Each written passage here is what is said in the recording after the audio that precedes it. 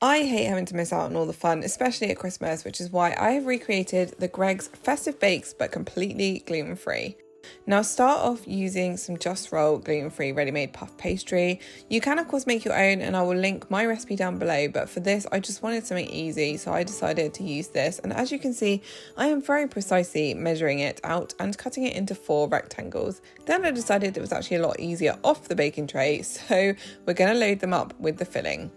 Now I'm using some leftover roast chicken, but this is a great one to make after Christmas because you can use roast turkey, any meat of choice. And then I've got some gluten-free stuffing. I use the Paxo gluten-free stuffing mix that I just whipped up in the oven and I had leftover from my Sunday roast. Once I've loaded that on top, I cooked up a little bit of bacon so it's nice and crispy. I used streaky bacon. And I'm piling that on top, and then I've got my homemade gluten-free white sauce. Now you can buy a jar of sauce, but honestly this is the easiest thing to make. You've just got to melt some butter, add some gluten-free flour, and then whisk it together to make a roux. Once you've done that, gradually add your milk in and keep stirring. This is really important until you get a nice thick white sauce. And then when it cools, it will thicken as well, and then that's really easy to just spoon a little bit into the pastries like I'm doing here. But don't worry, the full recipe for these steak bakes is down below, including the gluten-free white sauce, so you have nothing to worry about. It's all written up on my website. So once I've added the white sauce, the final touch is cranberry sauce. Now I love this. Steve hates it, so I made some for him without this, but for me, you have to have the cranberry sauce. And you can see I've left a bit of a gap around the edges. This is so that we can actually seal these into little festive pastries. So I'm brushing the edges with some beaten egg, and this is what's going to really stick the pastry together. And then I've got my second sheet of Just Roll puff pastry, which I have cut exactly the same as the first one, or near enough.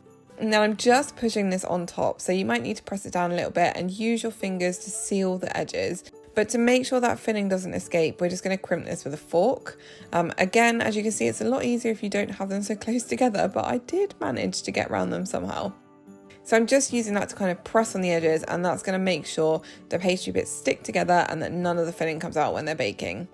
And then I've put them back on my baking tray, but to make them authentically like the Greggs ones, I decided to do the breadcrumb on top. So I've got some gluten-free breadcrumbs, and again I will link you to the recipe for my homemade easy gluten-free breadcrumbs that I just ground up in a pestle and mortar with some dried sage, because I find it makes a really fine crumb, which is exactly what I wanted for the top of these.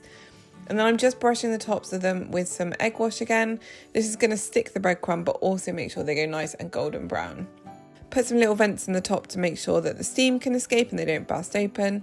And then I'm just sprinkling over that breadcrumb mix. And you can actually use a dried gluten-free stuffing mix if you prefer as well. You can just grind that up in the pestle and mortar. But look at those, so simple to make. It's a really great recipe for using out Christmas leftovers. Something a bit different for Boxing Day maybe. You can have them hot, you can have them cold.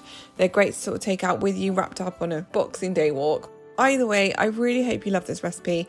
The full written recipe is on my website, which I will link down below in the description. And check out my channel because I'm posting loads of Christmas recipes with a new recipe every day.